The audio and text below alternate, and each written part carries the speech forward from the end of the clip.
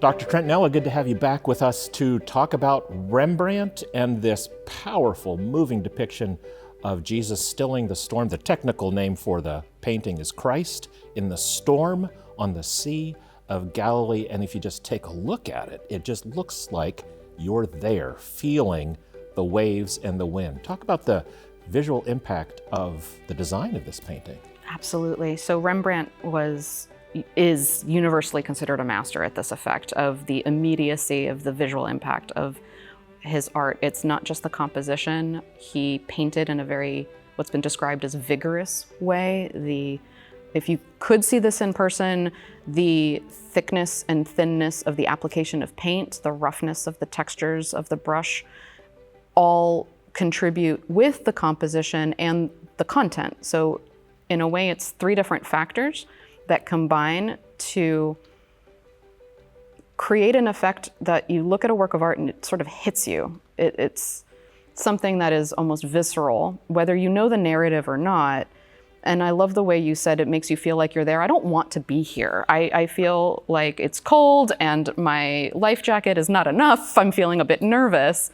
And it seems a bit strange to even say, I feel nervous when you're looking at an inanimate object. And that's something that art has this power to communicate non-verbally in a way that's very intuitive to humans. We read body language, we read facial expressions, and really great artists know how to manipulate, and I don't mean that in a sinister way, but how to control the tools of the trade and use diagonal lines, highlights and shadows, contrasts, just visual code that communicates in a way that the viewer perhaps isn't fully conscious of. It's not a cognitive process, but it's emotional and impactful. And then if you know the story, or you read the title, that very demonstratively names exactly which story. This is not a whaling expedition or anything other than what the title tells you it is.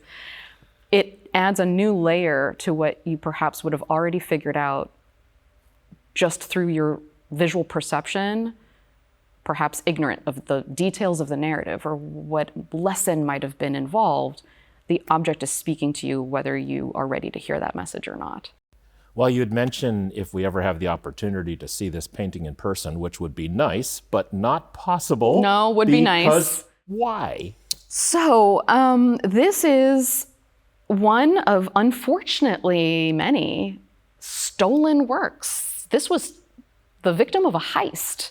The painting was on display at the Isabella Stewart Gardner Museum in Boston, and one wee hours of the morning, 1990, I believe, the guards were taken hostage, tied up. They were tricked into opening the door, and in less than an hour and a half, a pair of thieves, we think it was two of them, made off with 13 works of art. The police report and interview with the guards, so they took 2 trips to the car to load everything up.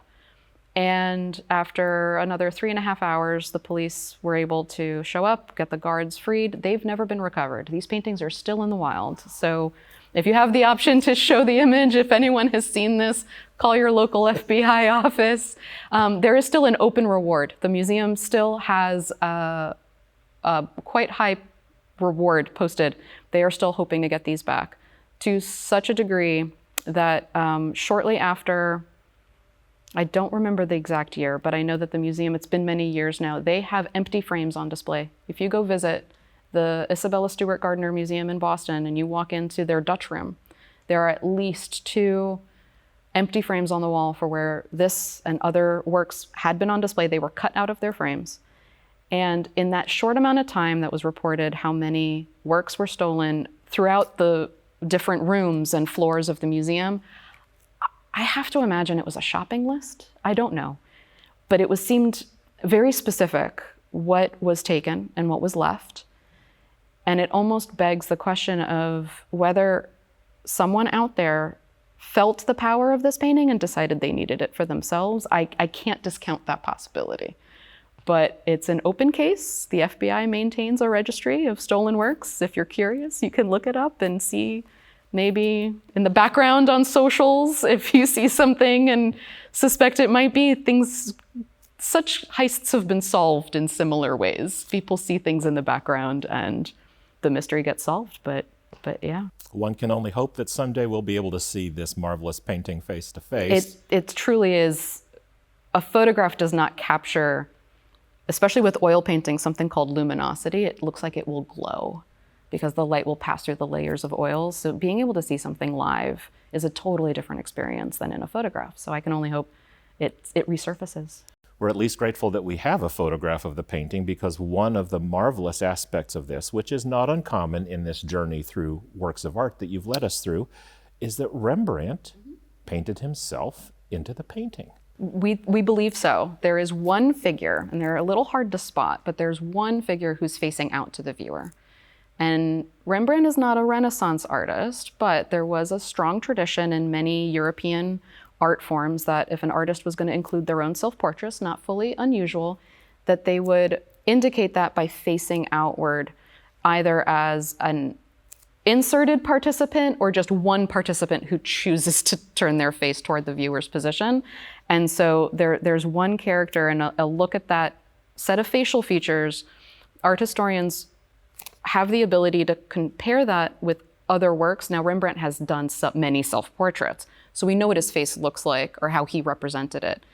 Doing a comparison with that, this looks like a young Rembrandt, and so he perhaps put himself right on that boat with everybody else going through this storm. Dr. Trentinella, thank you for bringing to life this marvelous painting and helping us experience it live to the degree that we can To the today. degree that we can, absolutely. You're welcome.